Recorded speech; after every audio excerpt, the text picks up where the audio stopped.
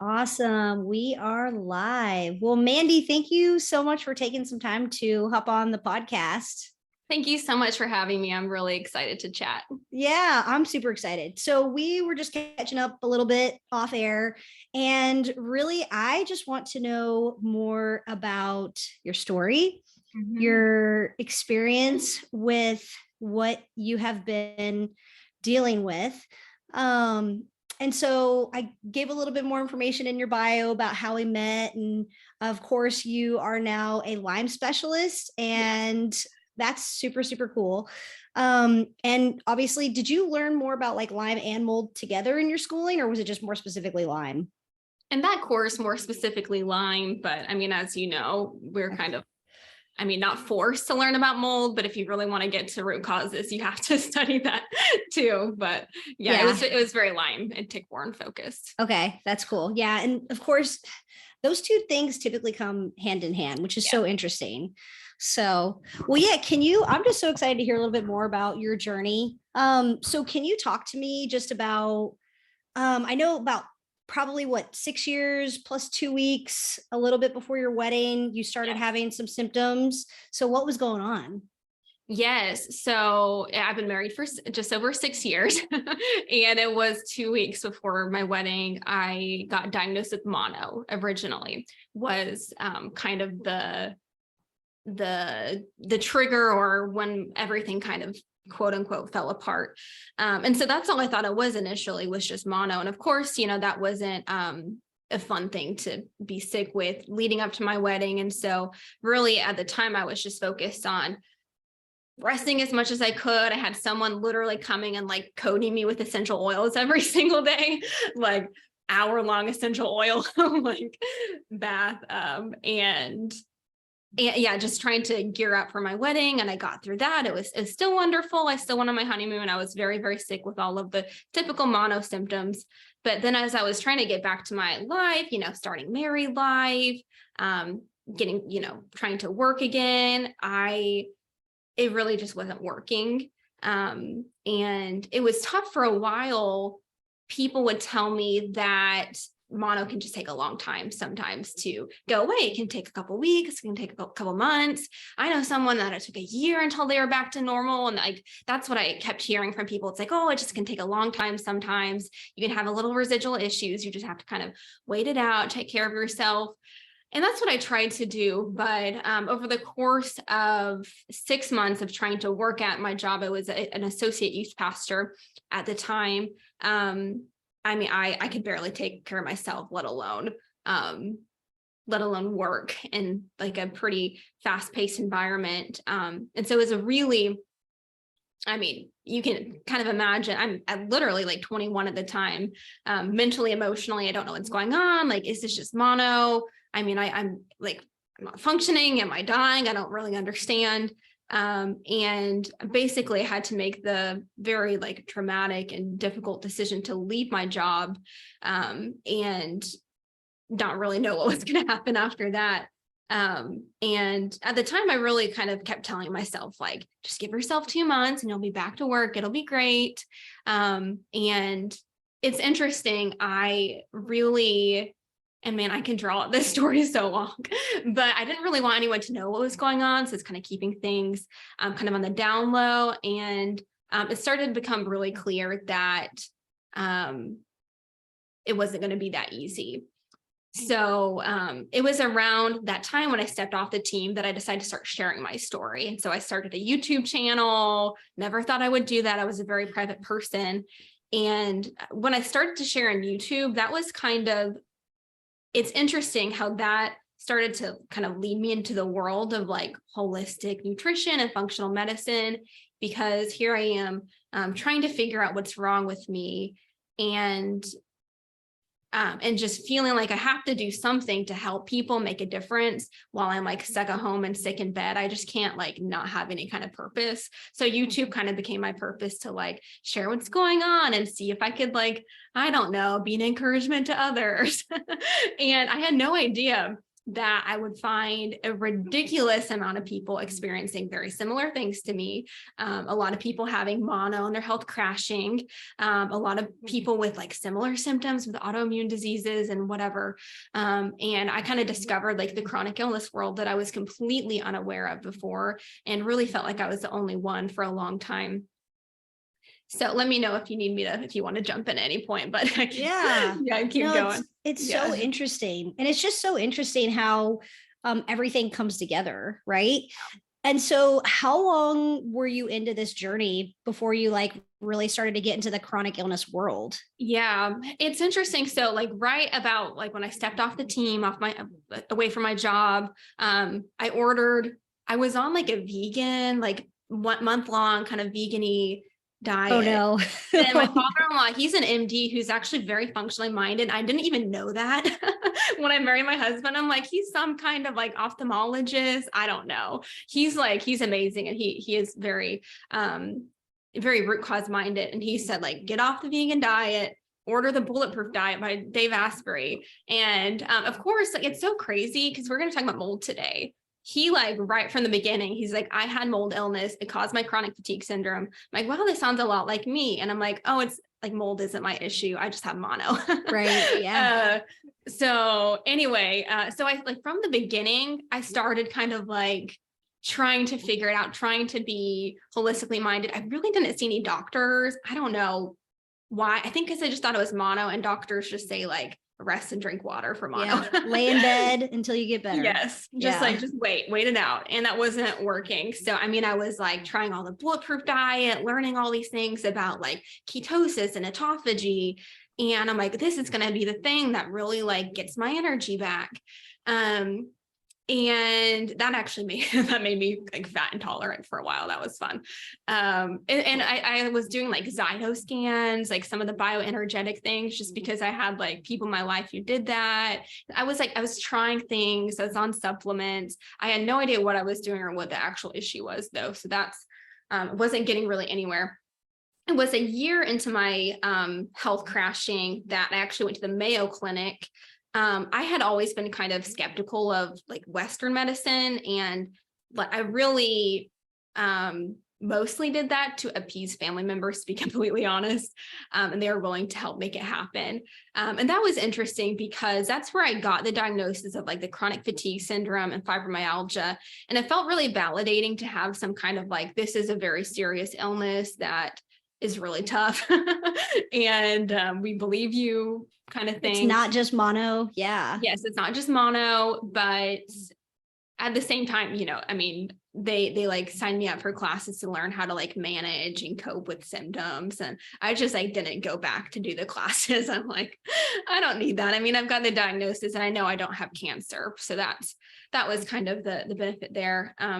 Anyway, so it was a long process. It took maybe like 2 or 3 years before I actually saw like a functional medicine doctor.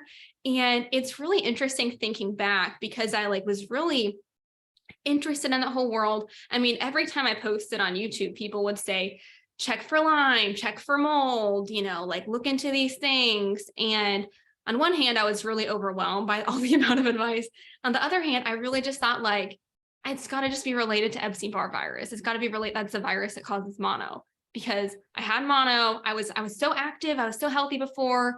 And then I was just like so sick.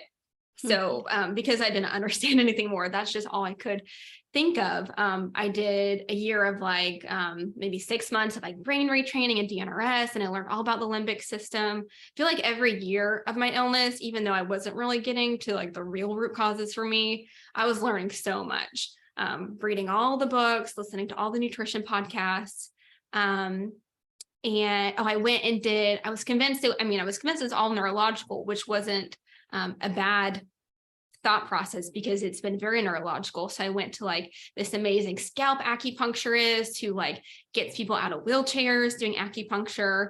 I had a very traumatic kind of thinking that was going to work, and it didn't. And my Instagram like suddenly blew up, and I felt like all these people expected me to be better. And I'm like excited for this platform, and but I'm like the most anxious I've ever been.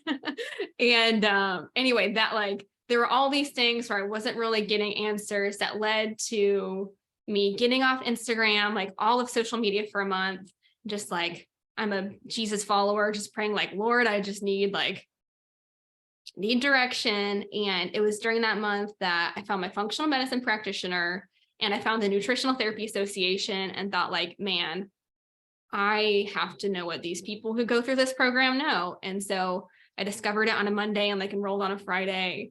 And that was kind of like the real beginning to me actually getting true answers to help me get better. And then me realizing like, I've got to help other people the way that, I mean, I know all these things now, and I can't not share, like, I can't not help other people. So that was kind of that beginning. There's a lot of chapters to the story. Yeah. I have that kind of same notion with the NTA, because I strictly went there as like a hobby. I was like, oh, I love nutrition. This is so interesting. I would love to learn more. And I went through the NTA, and when I finished that program, I literally quit my job as a geologist. I was working for Apple at the time, and I was like, I quit my job and I just went full blown. Like, how can I do this? It's powerful. It's really powerful. And when you learn all of this information, especially going through such a significant journey yourself, and then you start to learn these root causes and how all these pieces fit together, and how, yes, 2 weeks before your wedding, mono was an issue, but Epstein-Barr was there beforehand. So what triggered the Epstein-Barr all of a sudden to become so active and such a problem? Great question. Right? So then you look into all these other things, but when you start to learn that kind of stuff, you're like, the world needs to freaking know this, because so many people go through a very similar journey like you did, right? So so leading into that, so how did you start to learn more about what was going on with Epstein-Barr and your triggers? Yes. Yeah. It's funny you kind of explaining all of that. I think like when I tell the story, it's like from my perspective at the time, and now looking back, and this is kind of, I mean, spoiler alert, like kind of getting to what actually was happening at the time. And then I can kind of explain how I figured all that out. But I mean, at the time I was about to get married, I literally, like, Epstein-Barr virus loves stress. It loves to activate under a toxic environment and stressful environment. And I moved from one town to another. I moved from one job to another. I'm getting ready to get married. It was a lot going on. It was very, very stressful. I started birth control, which, as we know, is so great. It so hard on the woman's body. Methylation. So it down regulates your detoxification. It creates intestinal permeability, also known as leaky gut, depletes a lot of vitamins. And I actually originally thought that my mono symptoms was a side effect of birth control. I was like, is this normal? Like, to be like really tired at first? It literally was like I took birth control and I had mono. And I also believe I was working in a very moldy environment. It was a really old building, flat roof. It leaked all the time when I was there. Every time it rained, we had like buckets everywhere from leaks. I'm like, how? Yep. It's interesting. There is another staff member I worked with. As soon as she started working there, she got mono. And this is like 6 months after. It's not like she got mono from me. It was like a long period of time after I had it.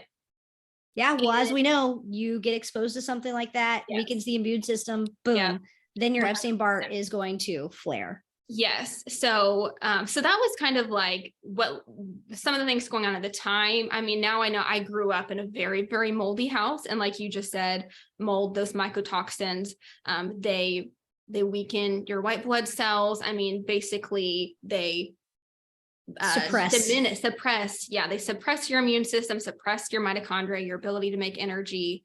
And all these infections that you already have that are laying dormant, they are like, okay, well, there's nothing to keep me down now. Like, I can come up and party time. Party. Yes, I thought was the word that was coming to mind. So who knows how many infections actually came up for me, because of course, all they tested for was Epstein-Barr virus. Now I know about parvovirus and cytomegalovirus, and I know I have Lyme and Bartonella. It literally, that, the 6-year journey, that was confirmed for me this year.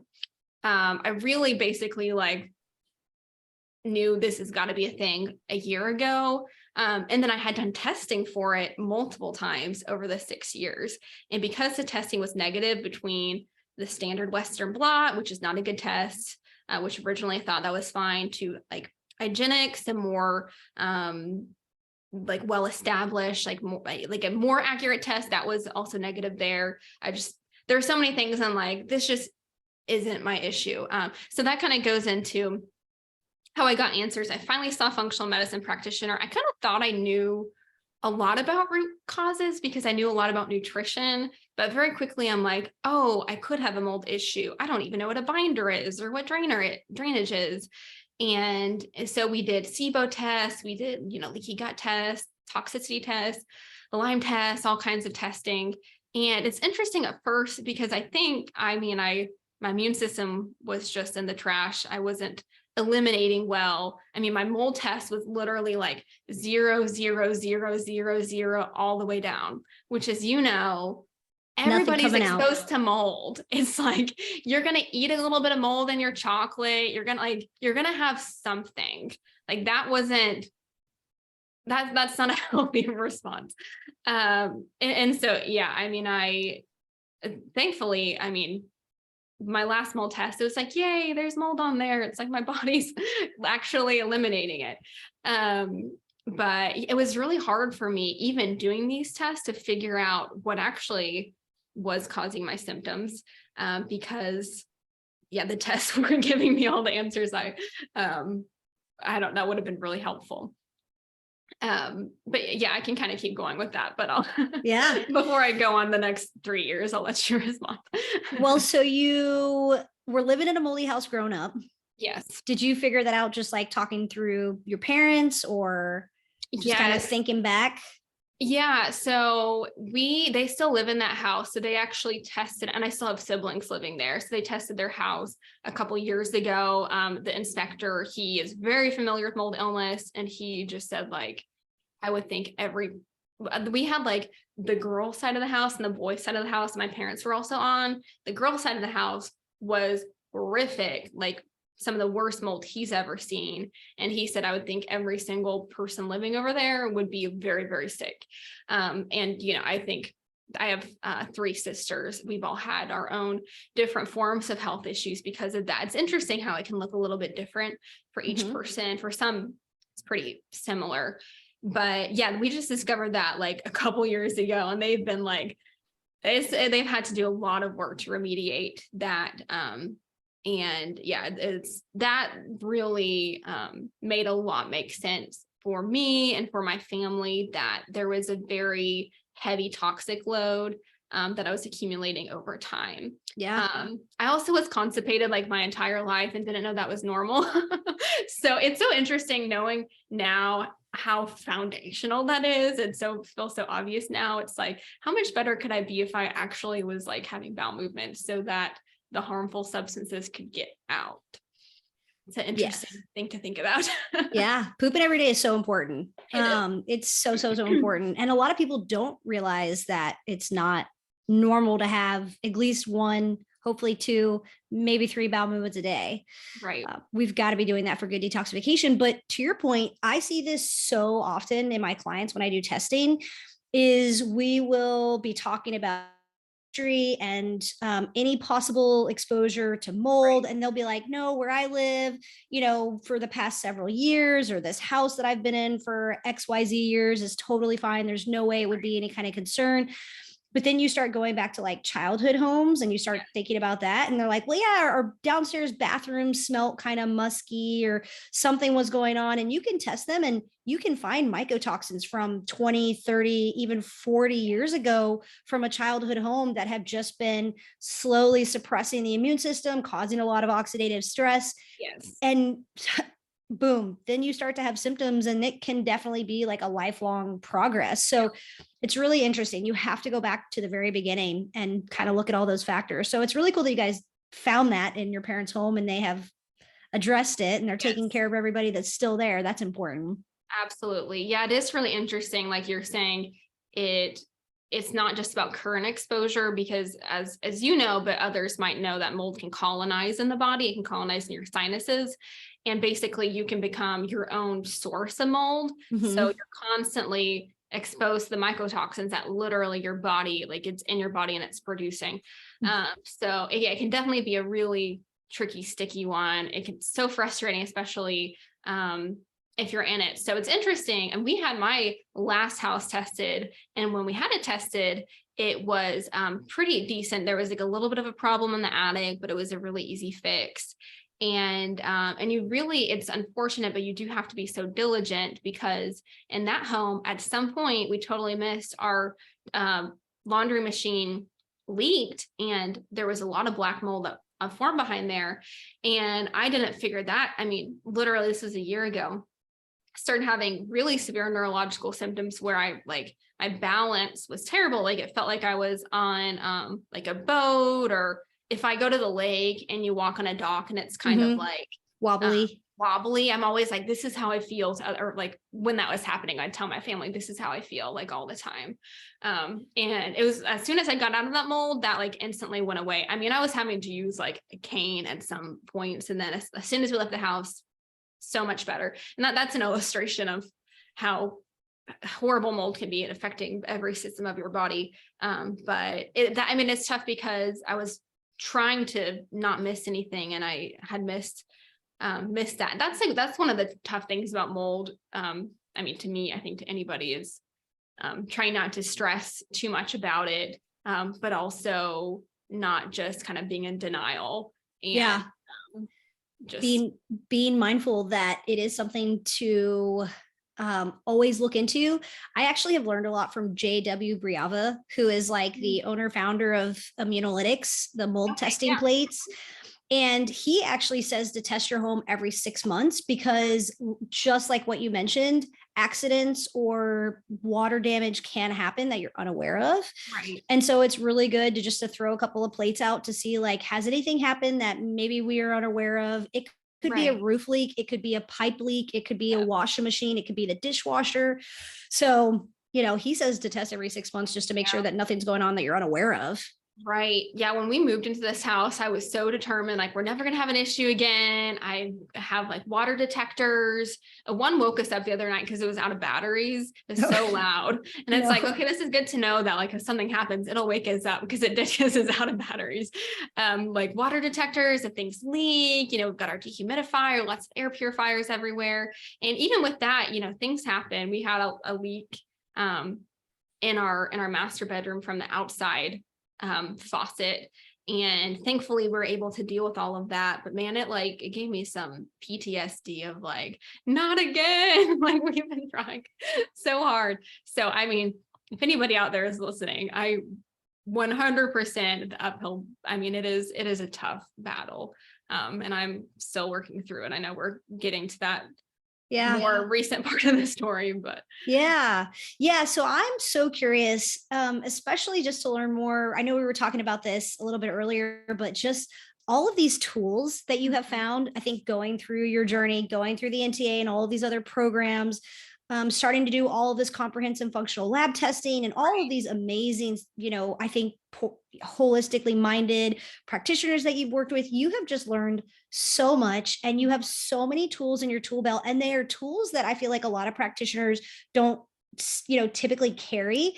They might know about them, and they might like recommend, hey, DNRS or the Gupta program or brain retraining, we know is so important, but there's all of these other things that I feel like you do for yourself that I'm just so excited for you to share, so that people can learn more about them and look into them and find practitioners that maybe do these things or purchase them and try them for themselves.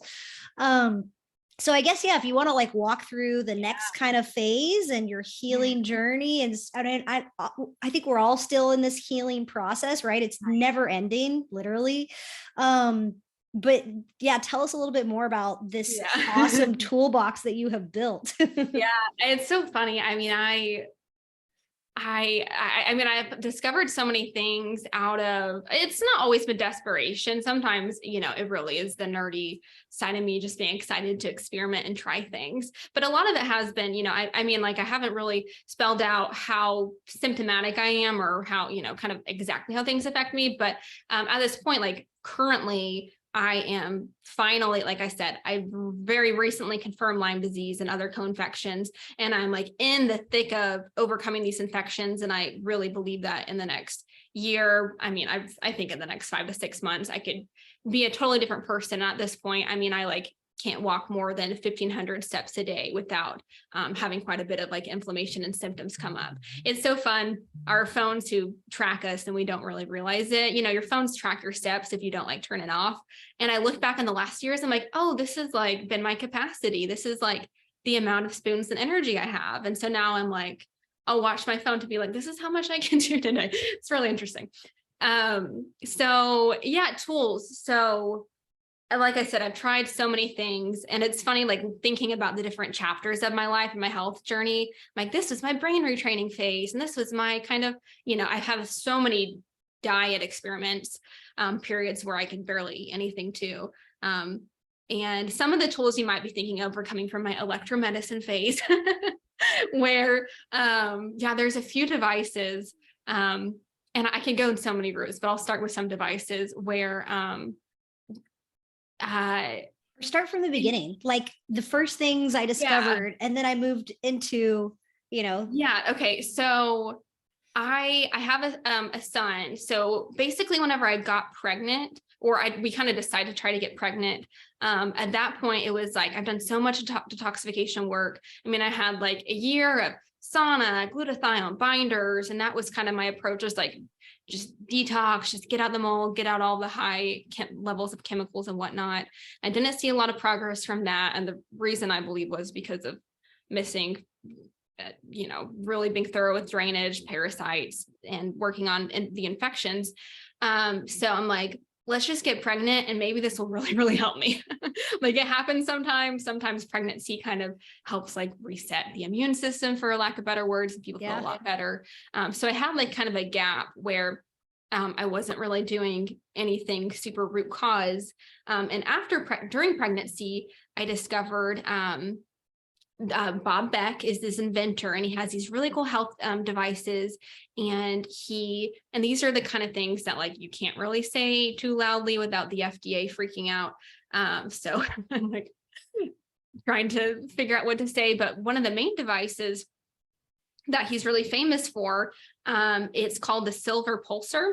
And you basically put microcurrents of electricity on your wrist, and it kind of acts like on your arteries. It acts like white blood cells, basically. So it helps like fight viruses and bacteria. And he was using this years ago, basically, I'll just say, to help support people with AIDS and other like viral related illnesses. So it's so crazy. It didn't like help me turn the corner, but I herxed, which is a word for like having symptoms from killing things too quickly, so much from that. So kind of postpartum, my quiet experiment that I wasn't telling people about, because I'm like, let's just see kind of what happens. I would use this little like electricity on my wrist for 5 minutes. And it's like really like, you know, it's not going to hurt you. It's just kind of supporting your immune system. I would like get nauseous and throw up and chills. Like every day I'd have like a 30-minute bout of like chills and nausea. It was super bizarre. And so I had like a good period of time where I was doing that. I also was having very chronic panic attacks leading up to the day before I gave birth. It was super frustrating. Tried everything. I said, I'm like a Jesus follower. Like I was, you know, definitely lots of prayer, lots of surrendering to the Lord, you know, lots of herbals, lots of essential oils, counseling, EMDR. None of that was helping my panic attacks at all. And I discovered the brain tuner that Bob Beck invented. I think he's amazing. He passed away, but he's brilliant. Literally the week I gave, like a week after I gave birth, I started using that device, and I have not had a panic attack like anywhere close to that since. I mean, it like completely changed my life, like in an instant. I mean, you just wear these little plugs on your ears. It's cranial electrical stimulation, and basically the like harmonic frequencies, it kind of sends to your brain through your ears. supposedly, can help balance neurotransmitters, help stimulate the vagus nerve. It's really supportive of memory, anxiety, depression. That's been one of the most like drastic changes I've experienced from using any supplement device, like anything ever. It was mind blowing. Still to this day. I mean, I still use it and love it, and just can't believe that it helps so much. Yeah. It reminds me too of like your brain waves, like your gamma, theta, Yep. beta. Like I feel like the ones that are more highly active when you're having those panic attacks, or you're stressed, or you're sympathetic, and then the ones that are more like calming. I feel like that definitely can help to attune those brain waves that are happening. I mean, I know you mentioned like neurotransmitters and the vagus nerve and all of that, but as well as like what's going on with, those waves. Right. Yeah. So, I mean, I don't know exactly what it's doing, but I would make sense to me if it would help kind of bring balance there. I mean, if I feel a little overstimulated and can't sleep, I mean, like a 20-minute round, it goes in 20-minute rounds, almost like 100% of the time will get me to sleep. So that's awesome. That one, I've got a number of this guy's devices, his magnetic pulsar. It's like a PEMF device, and that can help increase circulation, can help with inflammation, lymphatic flow. So I know you were talking about like, I've got all these tools that people have never like heard of. And so it's fun to share, but yeah, that was a fun, like, that was really my primary focus there. And those first months postpartum, I'm like, maybe supplements aren't even going to get me like to where I need to go, because I've been trying that for so long. Maybe it's just going to be something really like targeted, like using microcurrents of electricity to deactivate these viruses. And it seems to really help some people. I mean, there's some people who have like the chronic fatigue syndrome, and I mean, it completely like changes their life. So it's really interesting. But yeah, I think it was like I'm like using postpartum as my time frame gauge, but I discovered Cellcore and started digging into their training, and just so many things that I knew, like I had so many, I feel like, pieces of the puzzle, and they helped me put the puzzle together and really see, really like understand on a simple level what the root causes of chronic illness and symptoms are, and kind of a framework of how to address things in the right order. Really quickly, I'm like, I 100% understand what I've done wrong all these years. Like, I understand why that stuff didn't work, and I get what I need to do now. So I've been using a lot of their framework for a long time. I've used it with a number of clients and do kind of group coaching. And this year, I've been finally ready, because I've been breastfeeding. I'm like, now it's time to start finally targeting the infections. I've got Lyme disease, Bartonella, Babesia, parvovirus, Epstein-Barr virus, Toxoplasma gondii, all kinds of fun things. And I've been, like, let's finally target them. And I've actually been using homeopathy for that. And I've been aware of homeopathy for a long time. I've used some, but I had no idea that that could be powerful enough to help these really sticky, difficult, sticky, you know what I'm saying? Yeah. These difficult, stealthy chronic infections. And I mean, I'm midway through that protocol now, but man, it has been really interesting and crazy how powerful it is. Like, every time I take certain doses of things, I mean, the very specific symptoms related to that infection come up.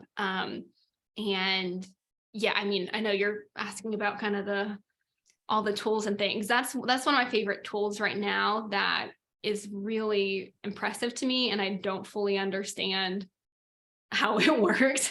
Yeah. But it's working. So, but even think about our kids. When our kids get sick, you grab homeopathy remedies and other things, and that really supports their immune system, gets them out of a fever, a cold, the flu, common coughs and all of that kind of stuff. So definitely, I mean, it is really powerful, but I'm right there with you. Like, I kind of I understand it's like plant medicine, but it's like, right. how is this working so strongly? Right. But it is really, really cool stuff. And you've been doing like a very specific, I think it's Des Bio, right? Yes. Okay, cool. How Yep. long have you been on that protocol?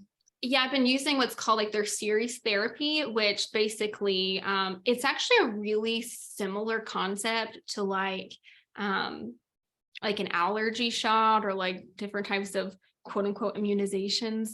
When like you use very, very diluted the basically like the pathogen. So I'm taking like very, very diluted Borrelia or very, very diluted Bartonella, or right now like Epstein-Barr virus, and you take it at different doses, and you kind of like increase and decrease, and there's like this whole pattern to it. You take it every couple of days. It's actually been used for like 100 years. It started by a doctor in Germany, created like this framework. I believe, I hope I'm not wrong, I have Germany in my head. There's a lot of homeopathy that happens in Germany, so maybe I'm wrong.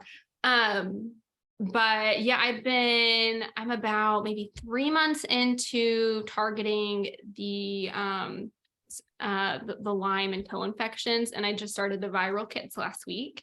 So yeah, it's like about a 28-week process once you start focusing on a specific infection.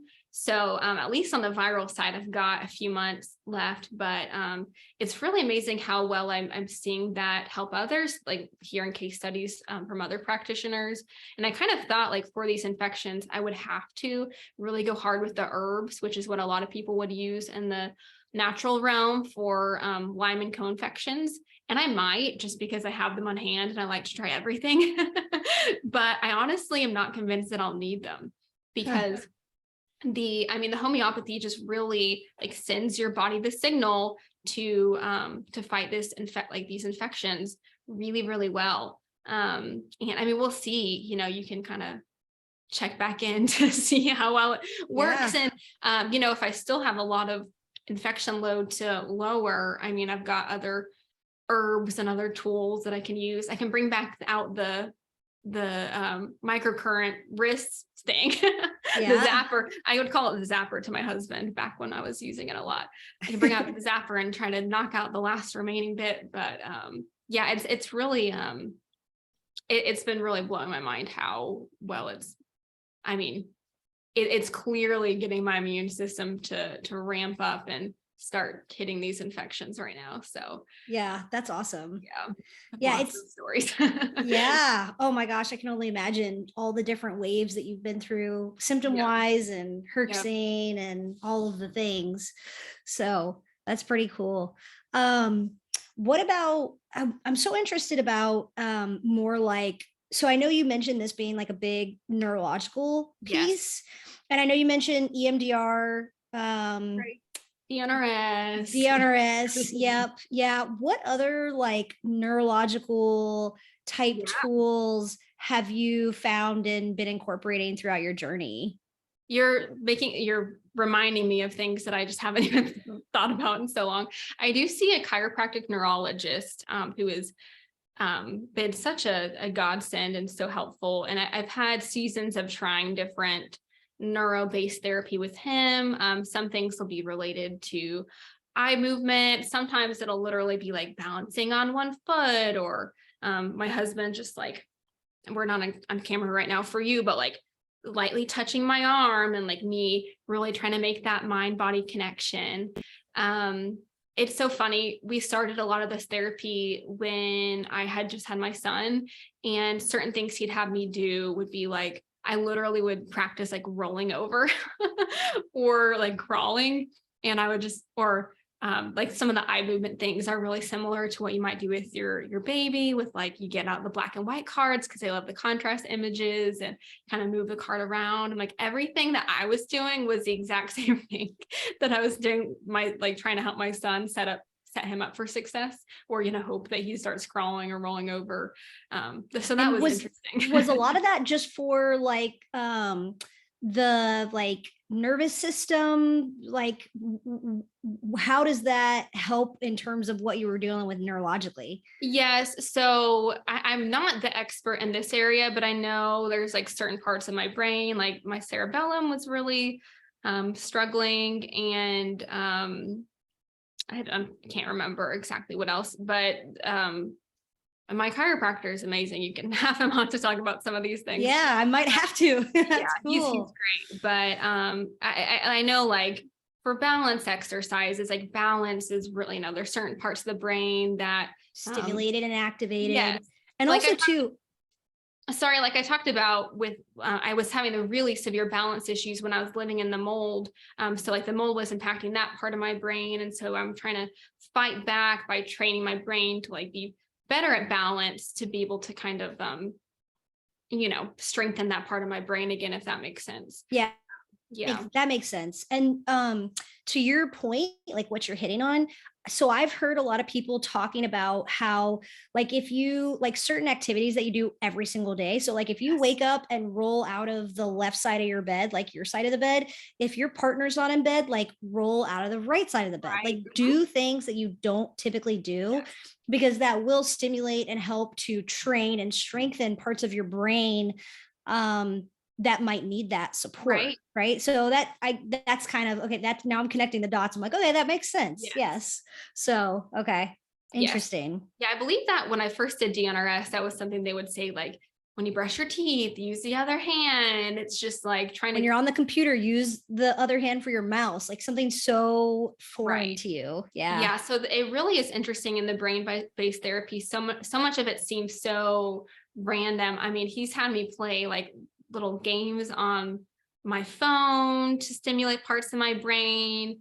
Sometimes it'll be like, I grew up playing the piano, like try to learn a new song on the piano, like when I do have limited capacity, it's like, you just kind of try whatever you can. Yeah. And it's interesting things that I didn't think were that difficult, like eye movement. Um, I quickly learned trying to do the therapy and like, oh, I can't move my eyes back and forth for that long without getting really fatigued and dizzy. And so it makes sense why certain things that I do cause me to wear out more quickly. Yeah, so there's been a lot of interesting things there. On the limbic system end, I mean, I did GNRS. Earlier this year, I did a course that was on nervous system regulation. This year, I've worked more on the like emotional release and kind of somatic based therapy. So basically just like, I mean, body, brain, mind body connection, like kind of releasing some of the emotions by, I don't even know all the right language here, like not being dissociated. That's the word.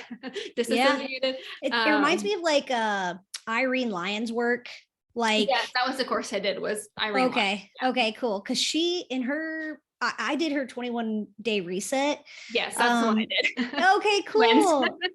Yeah, I mean, I actually might have found out about her through you. Yeah. Because I discovered her and then I started looking into her. That's super Right. cool, because the beginning part of that program is all about, Yes. not, being more in the body, right? And being more aware of your surroundings, sight, sound, smell, feels, all of the things, like just coming back into the body. Because I think that's one of the things that we typically tend to do with trauma, Right. even just like chronic illness, is you want to be out of the body, you want to escape, you want to be away, and so you disassociate and you're so separated from reality and what's happening. So it's really just bringing that back. Yeah, Irene Lyon's awesome. I recommend her work to a lot of people. Yeah, for sure. It's mind blowing. Just like I was saying about the eye movement, so many things you don't realize that you don't realize you're disassociated. You don't realize that you're not literally like connected to feeling in your breath or your emotions.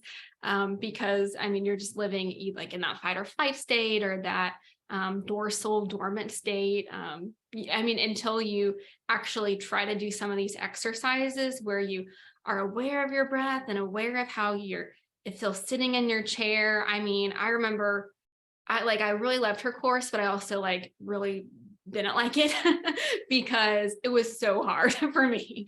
And it took a lot of patience and work to try to strengthen some of those things, but it's so powerful.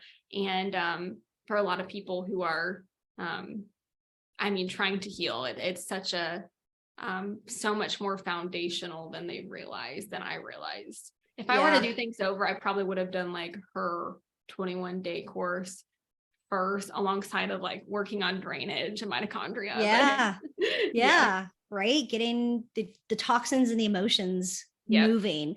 I think that's really interesting too, because I feel like so many people in today's world, especially just like modern society being how it is in terms of like, we wake up, we take care of our families, typically people are getting ready, driving in a car, sitting in traffic, going to an office job, sitting in fluorescent lights, coming home, they've got to make dinner. And it's just like this go, fast paced, just low level of chronic stress all the time. And a lot of people don't realize that is a huge puzzle, piece of the puzzle for healing. If you're living in that chronic fight or flight state, it's really hard for your body to actually address what it needs to be addressing in terms of infections and toxicities and all the other things. And even, for example, like we were kind of talking a little bit earlier. I mean, we've been kind of living in a moldy house and my husband's had a ton of issues. I honestly think that one of the biggest problems is like we remediated the house and the mold is gone, but I think that his body is just like stuck in fight or flight because we're in the environment where he got hurt. Right. And so it's just so amazing, like all of these things that we are learning and discovering and really bringing into like our practice and care for our clients. Is it's not just about, oh, you have a really great diet and you've got a water filter and you're reducing your stress and you're taking all the supplements. It goes way beyond that, which is just so interesting and so mind-blowing. And I think it's a huge, important piece of the puzzle that a lot of people don't consider, but that's ultimately what's going to be a big part of their journey, just like what you're mentioning that you've been working on. Yeah. Like I said, I started doing the brain retraining through DNRS, which stands for Dynamic Neural Retraining System, if you're wondering. And even though I had done that and was very aware of that and thought that was really helpful, it wasn't until early this year and it was really this year that I was ready to start working through the emotional issues. And I had been in counseling before, but it was like I was in that fight or flight where I just didn't even want to touch it. And it's so interesting what you said, being in that same environment that was where the exposure to the mold, that kind of really inflammatory and can be traumatic thing.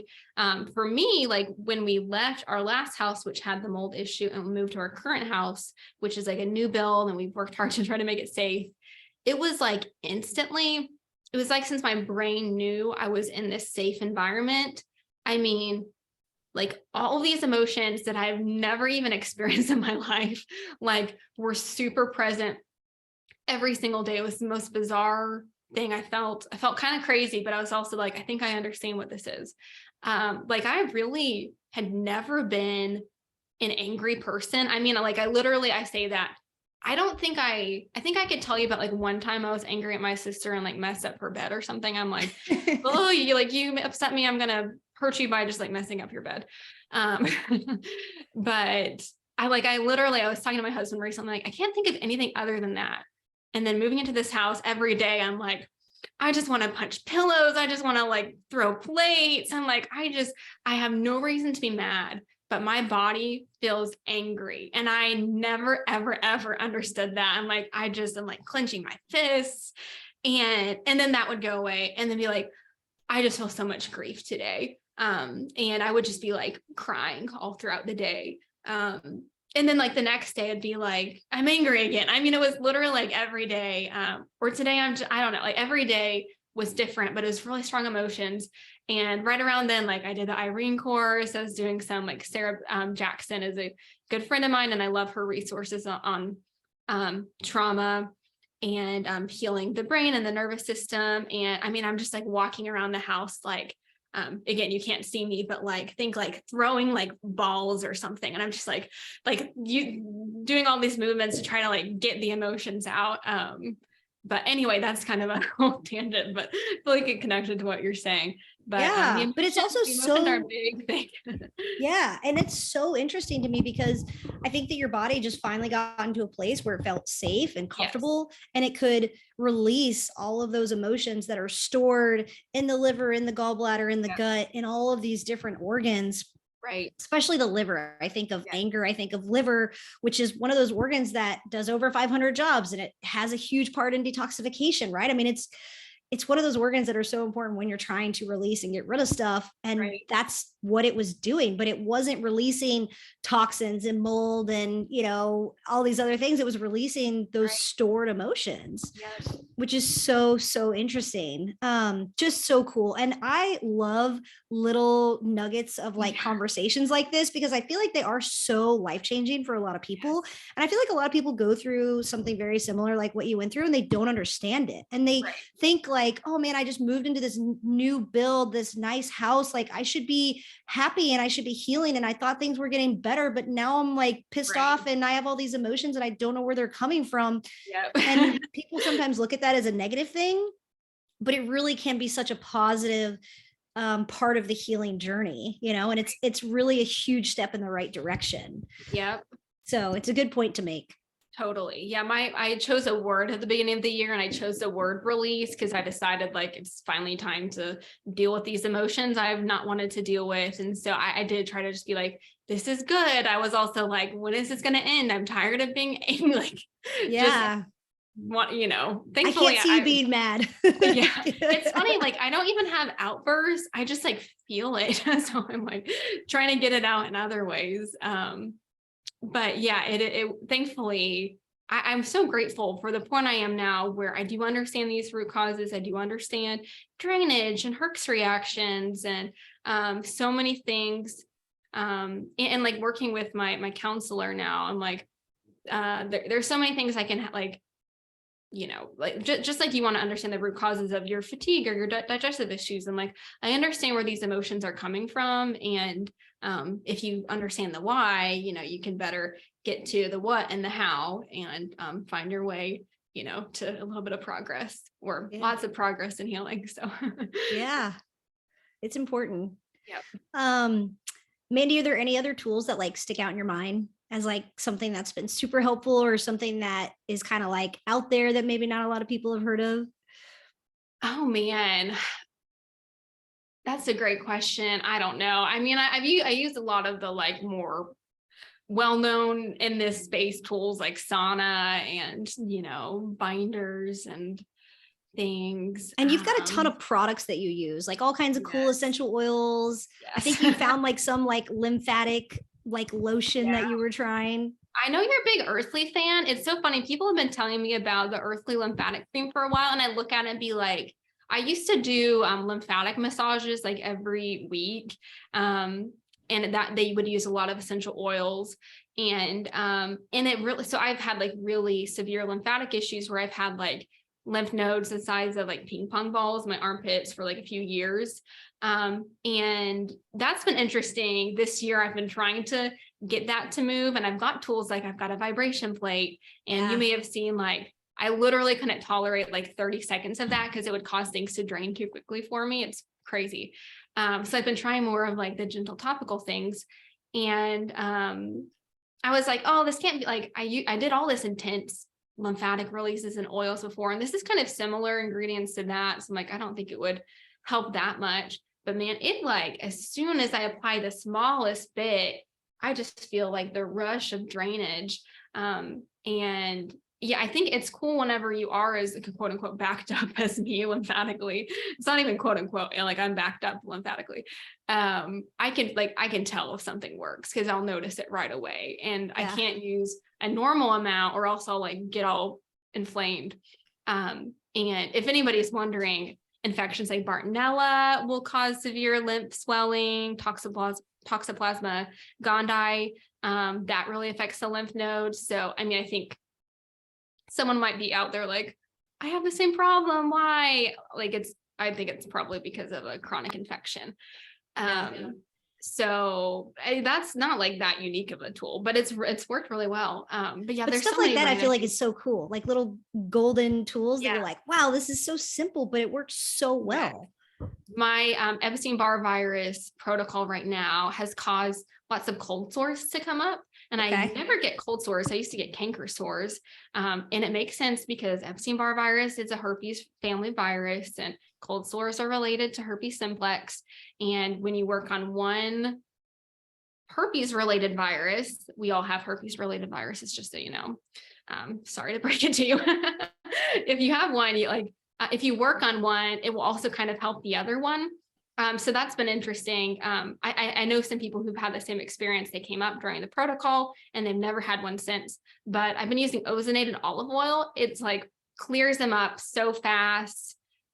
It's worked incredibly well. That's kind of a newer thing to me.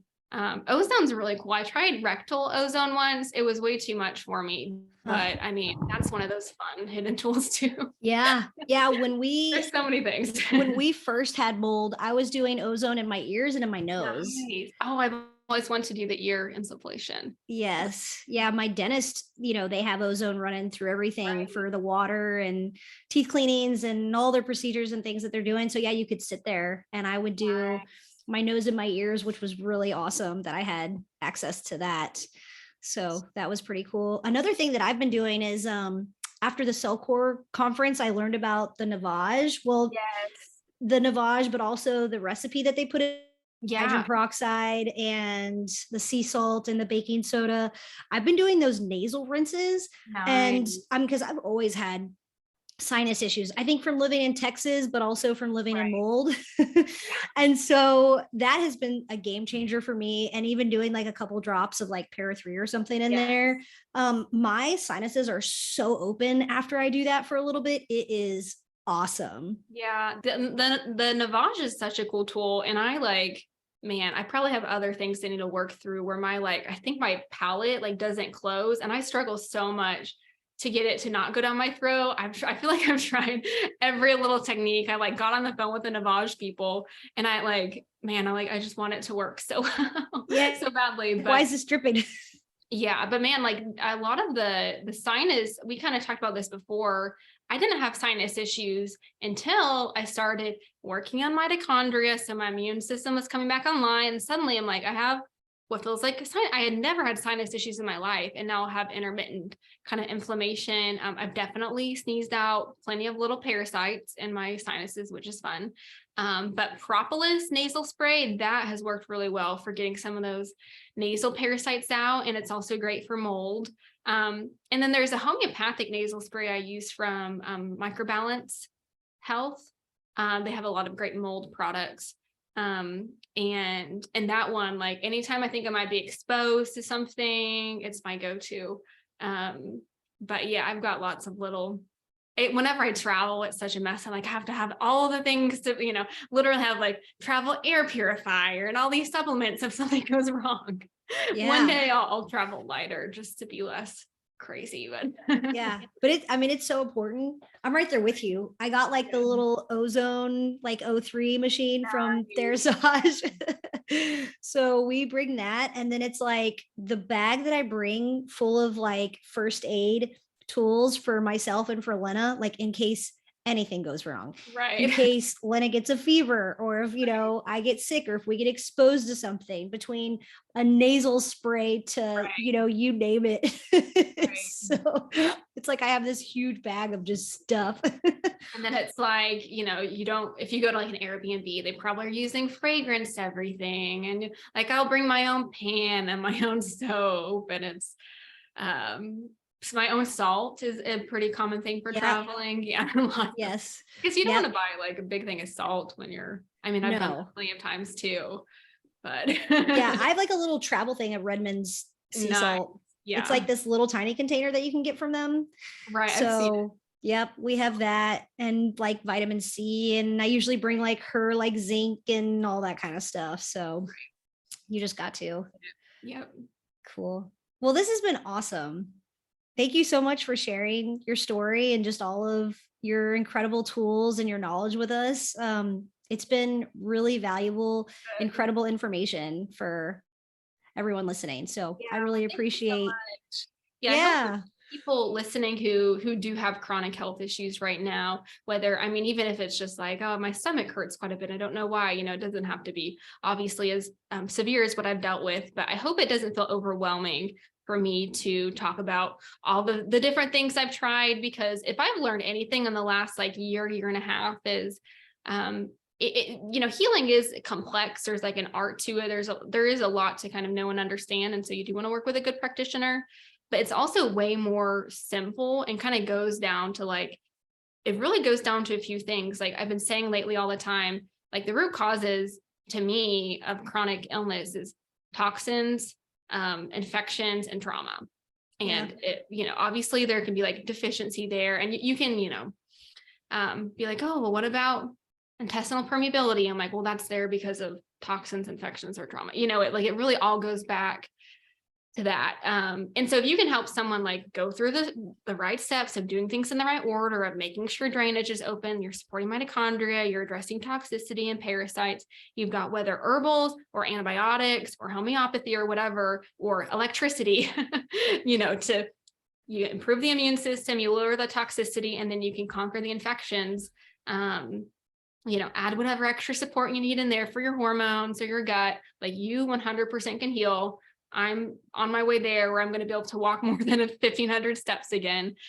There's so much hope. And I've believed the whole time, 6 years in, like I 100% believe I can get better. But I just really believe that this is part of my God's purpose for me, and directing me to be able to help other people. Is I'm so grateful I've been able to be someone to try a lot of things, figure out what works, and really figure out how to get people well again, so that hopefully I can help people like you who might be listening not have to make all the same mistakes I did, and hopefully get there a little bit quicker if possible. Yeah, no, this is amazing. This is the information that people need to know, because people are so sick. Right. People are not just dealing with a little bit of this or a little bit of that. It's these chronic symptoms that people are struggling with, and they're going to the doctor for answers and they're not getting answers, or they're getting a very similar answer like you are, but then they get stuck on this path of what's wrong with me, what's happening, all these things. And this kind of information is just so important for people to know. It's amazing. Like someone will be like, oh, I have a weakened immune system, so I'm taking magnesium, zinc, and vitamin C. Right. But you have to go back and ask yourself, like, well, why do you have a weakened immune system, right? Root causes, infections, toxins, trauma. You have to address that stuff. Stop taking your zinc and your vitamin C and figure out what the heck is suppressing your immune system. Right. So no, this has been awesome. Thank you so much. So where you've got a lot of stuff going on, Instagram, website, you have your cell core group where people can work with you. So share a little bit more about that so people can find you. Yes, yeah, you can find me on my website that has probably links to everything else at mandymeehan.com. I primarily post on Instagram right now. So those are probably the two best places to find me. Okay, perfect. Meehan. Yep. Meehan. Yep. Okay, cool. Well, you're amazing, Mandy. Thank you so much. I really appreciate your time and all the information. You're awesome. I really appreciate everything. So thank you. Thank you. I appreciate you. And I had so much fun in this conversation. Like, yeah, this is just, this is the tribe kind of thing. Like we're, in the same, we're in the same world. And I think everybody else probably listening to, you're like, yeah, no, these are my people. Yeah, for sure. We got to do our work. We got to get this info out there. So This has been awesome. All right. Well, thank you, my dear. You're